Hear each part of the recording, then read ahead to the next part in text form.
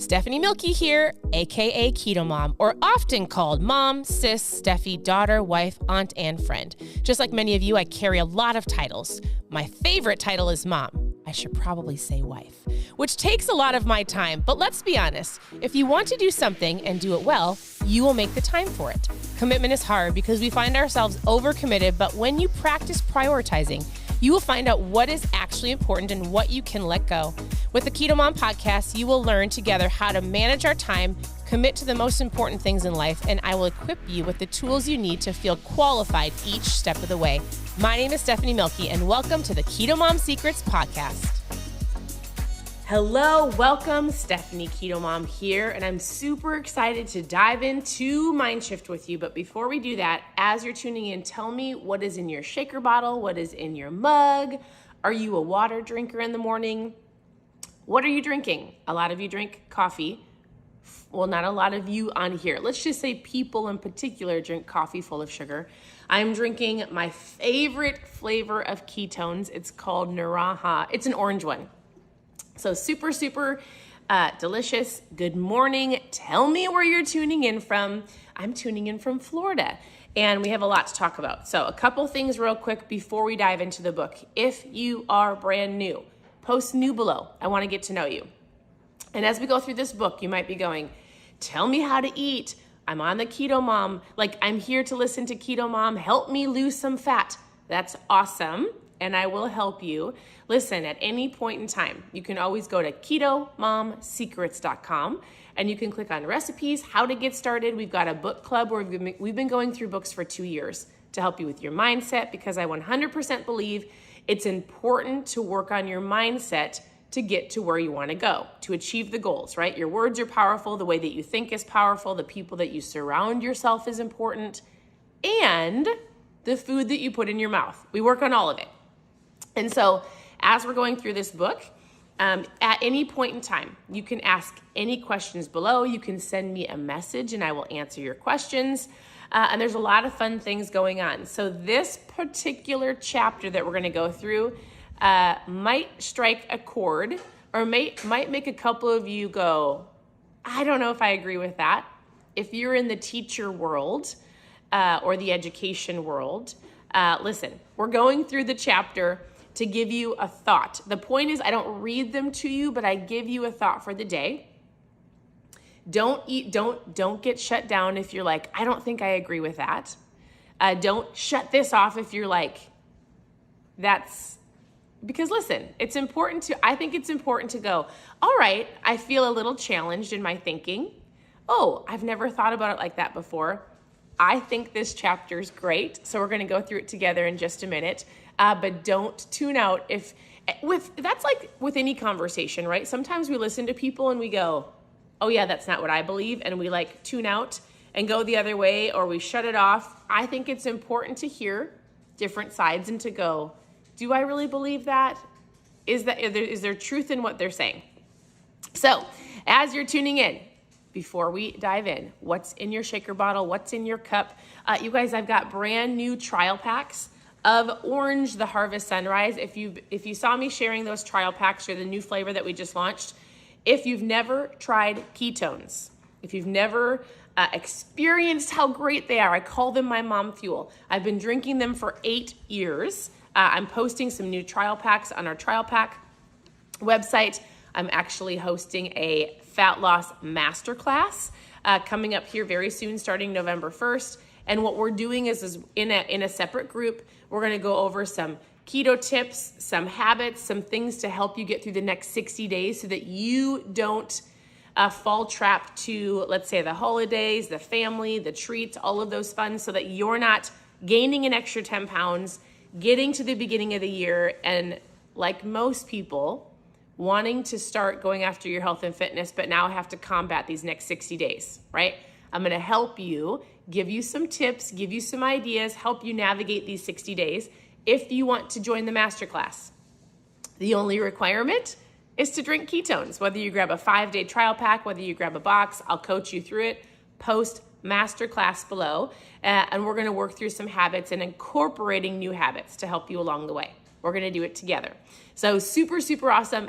And We have something super cool called the Dollar Business Club, Dollar Keto Club, Dollar, let's say Opportunity Club. If you're already drinking ketones and you already love the product and you're like, hey, Stephanie, I see you hopping on a Zoom with your business, or I see you talking to people, or hey, you travel a lot with this company, or hey, it looks like the company is incredible. You've got some great friends. What I love about our company, what I love about this opportunity is, yes, it's a financial opportunity, but we have some incredible friends, education, personal development, self-development, traveling, and fun. It's pretty amazing. And we have an opportunity for the next couple days. So if you want to know more about the business, or just joining me on an opportunity that will grow you as a person, I want you to post better in the comments. So if you want to join the Fat Loss Masterclass below. If you want to know more about the opportunity, post better in the comments and we'll chat. Be watching my stories because we've got some new trial packs coming and there's a lot of fun things. So thank you for tuning in. We're going to dive in. You guys, this chapter, it's called Mind Shift number 10.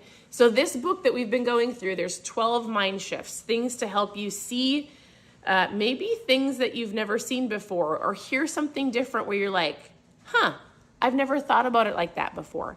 And so this is the title of the chapter. I read this and I was like this, I've never heard that before. Be average at almost everything. And you might go, what does that even mean? So mind shift number 10, be average at almost everything. Now listen, this is where you're either going to tune out or you're going to tune in. Don't tune out. I think it's super important. And the way it starts off is, have I mentioned that the American education system is completely broken? Don't get offended. I want you just to hear the chapter out. I think it's super insightful. Now, I'm not going to read the stories to you, but he goes, hey, we no longer are world leaders in basic skills such as reading, writing, and math. So many of us remember the content. How many of us remember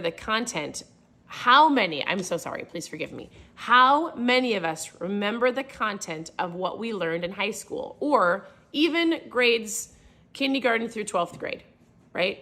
How many of you go, oh yeah, that's why I needed to learn the periodic table. Oh yes, that's why I needed to learn. And listen, some of you are engineers, I get it, some of you are scientists. The basic understanding is he's going to dive into the concept of why do we pressure? And listen, this is going to hit all of you differently. And I promise you at the end, it's going to wrap around to help you understand like how it could help you as an adult. Because you might be going, well, I don't have kids in school anymore. Or why would this pertain to me? What does it mean to be average at most things? And think about it. How were you as a kid maybe told, like, hey, I need you to get straight A's. Hey, I need you to be great at all of these things. There's even companies that look at people's strengths and they go, hey, these are all of your strengths. Let's make sure we work on your weaknesses, right? Maybe you're going, I'm in a job where I'm incredible at this particular, like I'm incredible at sales, or hey, I'm incredible at this, but here's my weakness. And maybe your boss, your employer, maybe you're in college, whatever it is, goes, hey, let's work on these weaknesses so that we can make sure that we're great at everything, right? We really live in a society where people want to have straight A's. We want to be great at everything. We want to be, the word is well-rounded, I would say. Have you heard that? I want my kids to be well-rounded. Maybe you've said that. And I've listened to not just this chapter, but I've been listening to a lot of different things.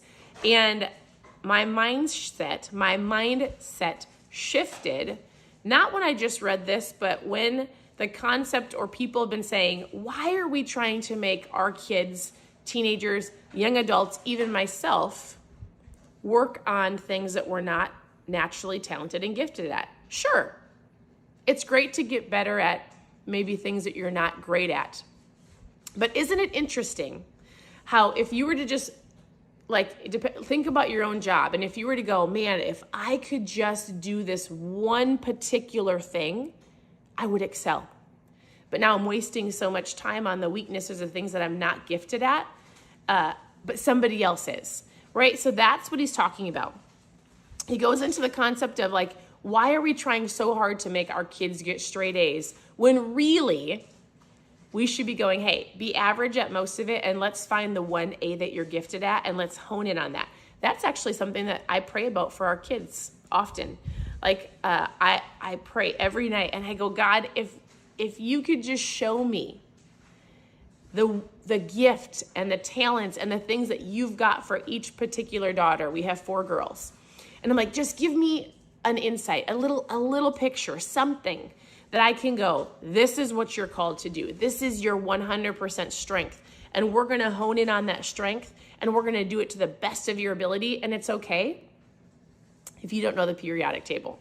Like, it's okay if we're not have a strength in math. We'll find the people along the way that you need on your team to help you in your weaknesses, and you're going to excel at your strengths.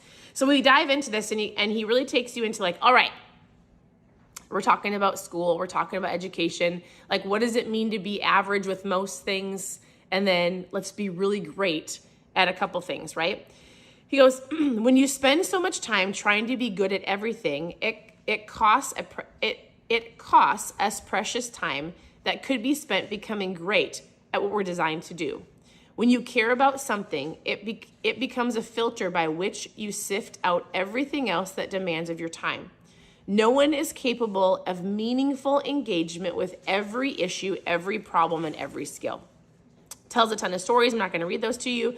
He goes, when you look back at life, I see where there are seasons when you try. Have you ever tried to do everything, right? He goes, when I've looked back at my life, there are seasons where I've tried to do everything. But when I narrow my focus, and when I've narrowed my focus, it becomes necessary that I make the right decisions. And here's the most powerful part.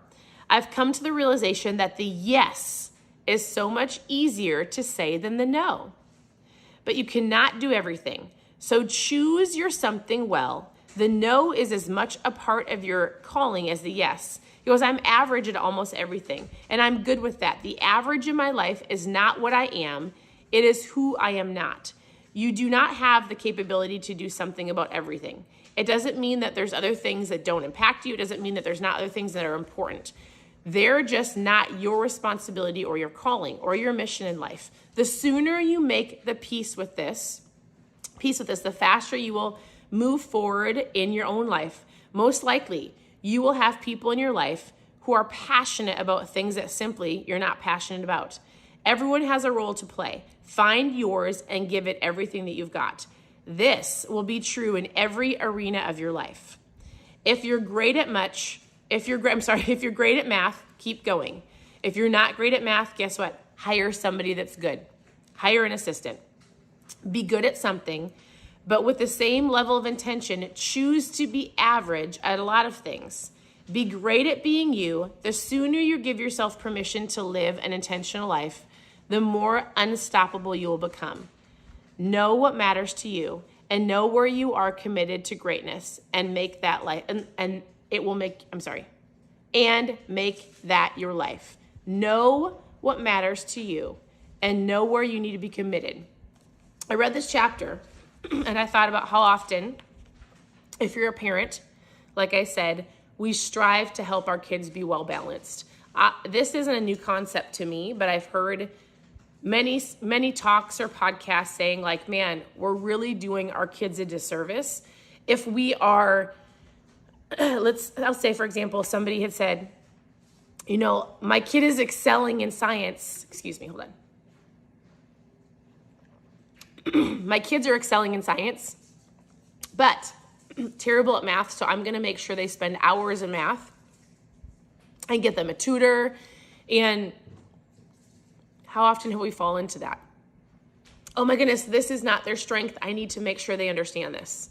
I will tell you this, as a homeschool mom, I 100%, I'm not just saying as a homeschool mom, but like I can see the things and I've paid attention to the strengths that our kids have and the weaknesses.